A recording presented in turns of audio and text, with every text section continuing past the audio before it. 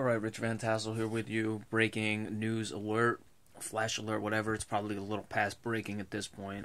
This is the first time I've had a chance to get to it, but Tom Coughlin has resigned as the Giants head coach. Probably going to go in a different direction than most people would expect with this one.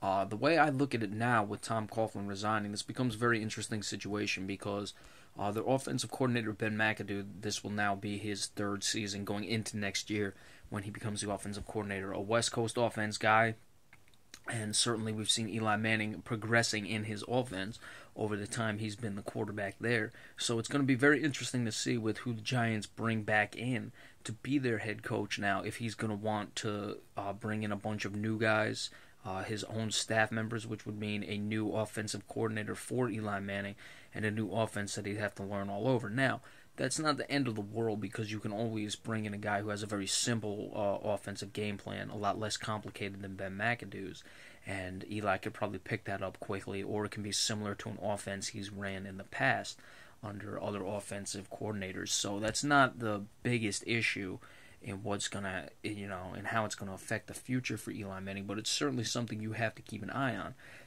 Anytime you bring in another coach like that, it's gonna be different, which is I'm wondering if the Giants are going to look to bring in, sort of a caretaker head coach. Now, do you get caretaker head coaches for teams that haven't been to the playoffs in 4 years? Usually coaches, who are just coming in to be caretakers, and I don't even know who would be available to do that right now.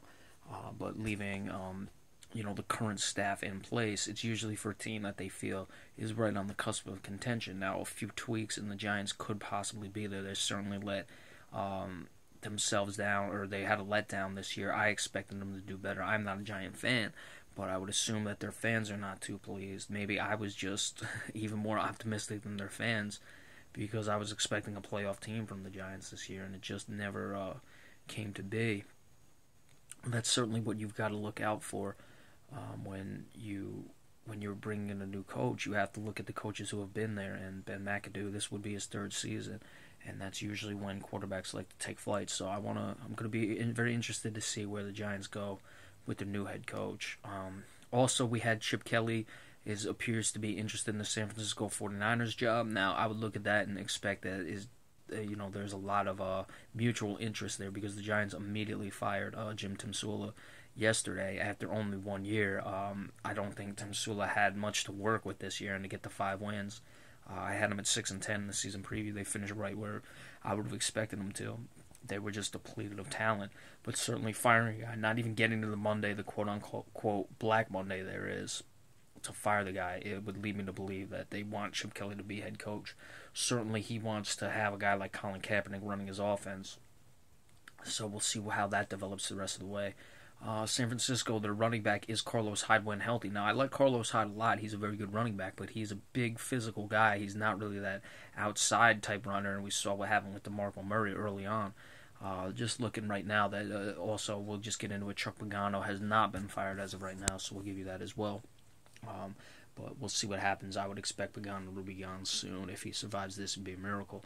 But back to Chip Kelly, we saw what happens with DeMarco Murray this year.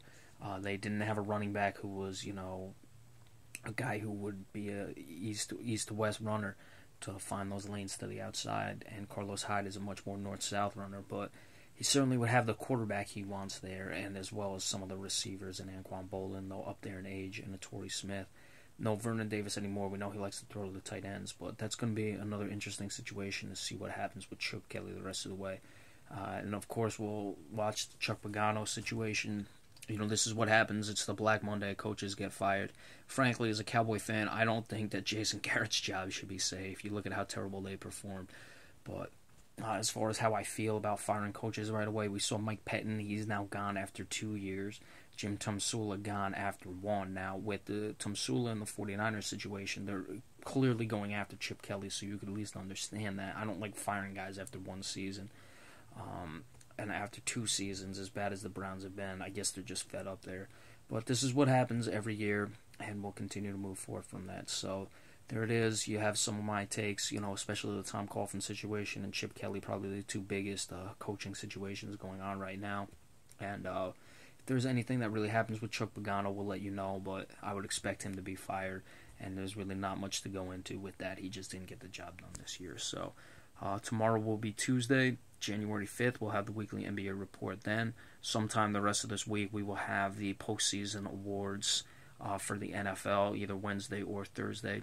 Might even do that Friday when I'm back on the radio, but we'll see what happens. But thanks so much for watching this one, and be sure to stay tuned the rest of the week. Thank you guys so much.